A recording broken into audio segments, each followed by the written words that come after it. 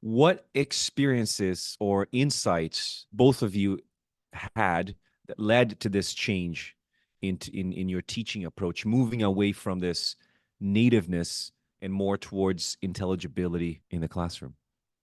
The one that, I mean, the turning point for me, I started to work in a university school of tourism, and I had very little contact time with my students, but their pronunciation wasn't very intelligible Mm. because they'd received no pronunciation instruction all the way through secondary. So they were left to get on with it as best they could, and some were really interested in English and therefore realized that the way they would automatically pronounce a word wasn't necessarily the way the word was pronounced. So I arrive in this place and I realize I've got to do some pronunciation work. And you look at the number of contact hours a week, and you go, wow, I have so little time that I can spend on pronunciation, but I do need to spend some time because otherwise they're going to go out into the world of tourism and not be intelligible to their tourists. Right. And that's bad business. And so I started searching for priorities.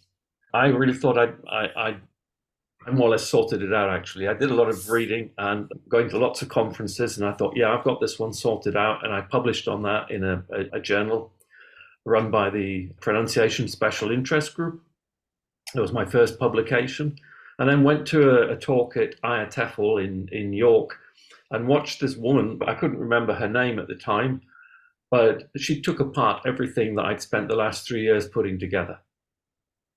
And I go, what? Oh. This is crazy. Who is this woman? Never heard of her before. I mean, she comes in here, she comes to our pronunciation special interest group day, and she just tears apart everything. And I'm looking at good colleagues, and I can see they're getting upset about what she's saying.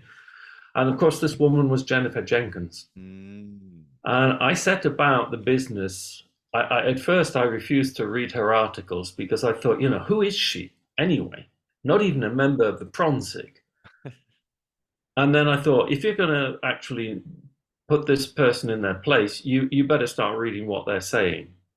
And the more I read it, the more sense it made. And the more I realized that she was right.